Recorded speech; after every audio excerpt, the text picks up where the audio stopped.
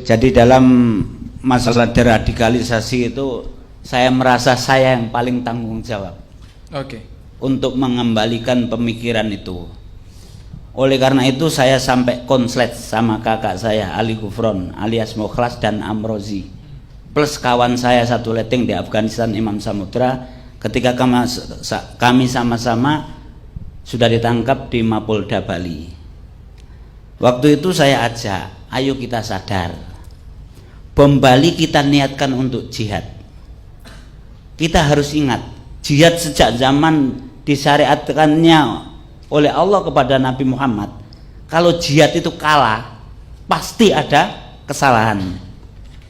Nah, kita ini sudah ditangkap. Berarti artinya bahwa kita ini kalah. Bom Bali belum 1 bulan Amrozi sudah ditangkap. 3 jam kemudian saya DPO. Jadi saya ini yang disebutkan Amrozi, kedua setelah dia yang terlibat pelaku bom Bali. Artinya bahwa sekarang mayoritas tokoh pengebom Bali ini sudah ditangkap. Ayo kita sadari bahwa ini jihad yang salah.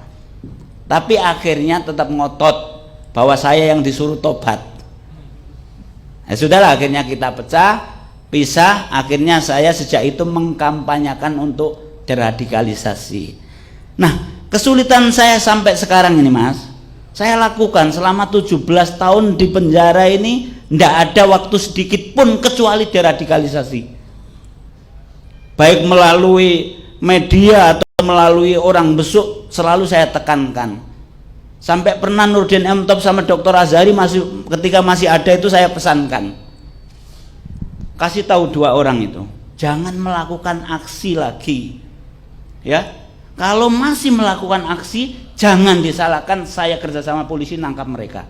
Sampai seperti itu. Dan murid-murid saya, binaan saya, sejak pertama sudah saya kirimi surat, saya pahamkan.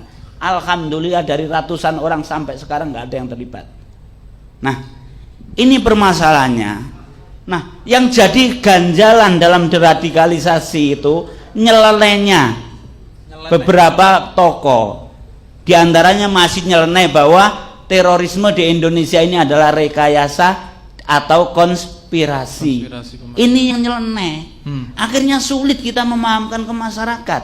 Kita ajak untuk deradikalisasi bersama-sama. Karena deradikalisasi itu tidak cukup tanggung jawab saya sebagai mantan dan tobat, nggak cukup. Tidak cukup BNPT, nggak cukup. Tapi semua pihak harus. Karena namanya teroris. Supaya nanti nggak bingung, saya sampaikan teroris sekarang ini ada 2 kubu. Satu yaitu Al-Qaeda dan yang berafiliasi dengannya.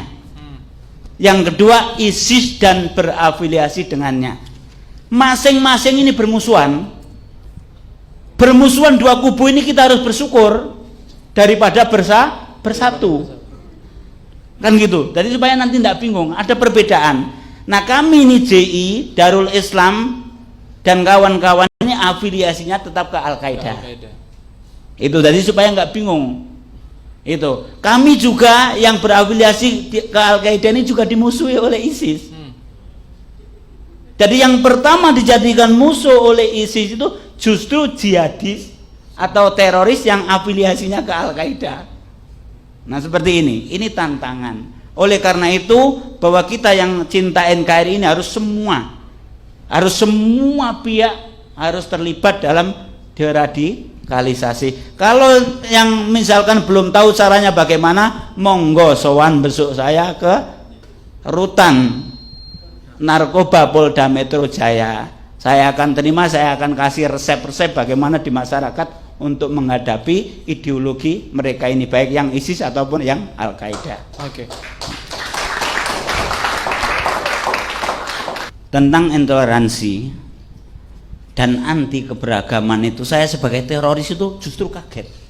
Maksudnya kaget? Kagetnya begini, saya ikuti apa istilahnya gonjang-ganjing itu pasca kasus Ahok. Di media, di macam-macam itu kok masyarakat ini yang Muslim maksudnya kok lebih brutal daripada teroris saya gitu. Iya. Kan gitu.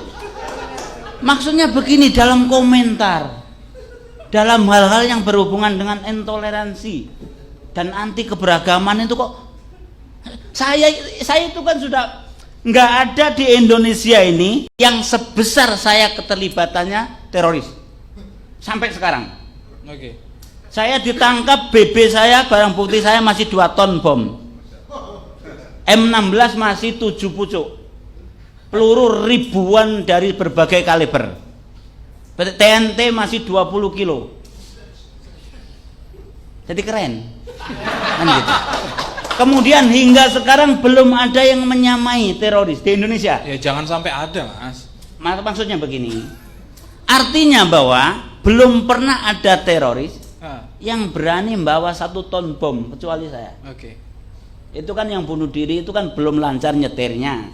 Jadi mau bunuh diri itu minta diantar oleh korlapnya, coba mendekati Sari Club baru saya kasihkan itu. Nah, ini kan sudah paling atas lah, kalau radikal itu paling atas. Teroris paling keren lah katakan. Paling atas. Tetapi ketika saya saksikan intoleransi kasus Ahok kemudian mendekati Pilpres yang kemarin itu, saya sampai gedek-gedek. Itu. Kok seperti itu kan gitu.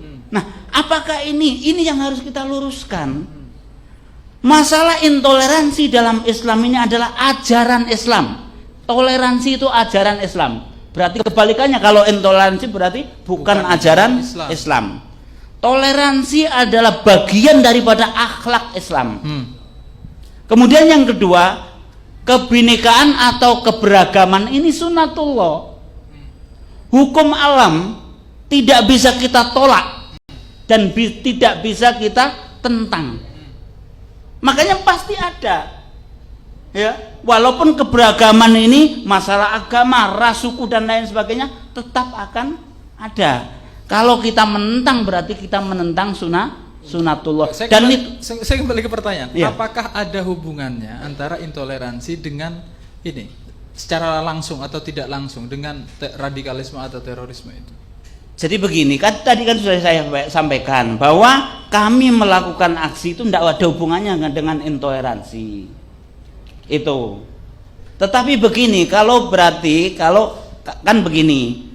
masalah radikalisme tentunya teroris ini yang paling tinggi. Ya. Yang intoleransi anti keberagaman itu masih di bawahnya. Tetapi kalau selama ini apa yang terjadi, yang kami lakukan itu tidak ada hubungannya dengan intoleransi. Karena kami kami sebagai teroris itu menerima. Ya, ada toleransi. Tadi sudah saya sampaikan, kalau saya ini tidak menerima atau kami tidak menerima adanya keberagaman, tentunya banyak sekali yang sudah kita bom dan kita bunuh. Kalau standarnya Mas Alam untuk mengukur intoleransi itu kan, jenengan mau nggak anak Anda kalau misalnya kepala sekolahnya itu Katolik misalnya, mau nggak menyekolahkan anak di situ? Kenapa kok seperti itu? Nah, itu ukuran intoleransi Mas Alam ya? Enggak seperti itu kalau menurut saya. Karena ngapain saya kok menyekolahkan ke sekolah yang kan gitu. Tetapi kalau misalkan, misalkan ini, saya harus menyekolahkan anak ke SD negeri. Ya, ke situ dulu. Terus kebetulan kepalanya ini Kepalanya ini non muslim, ya tetap saya sekolahkan. Clear Mas Alam. Itu makanya takkan tadi saya sudah sampaikan, saya lihat intoleransi di negara kita ini kan gitu. Saya ini teroris kok melihat intoleransi sama anti keberagaman, saya kaget itu. Ini yang harus kita luruskan bersama-sama. Kan gitu. Terutama NU Nahdlatul Ulama ini saya akui. Jadi istilahnya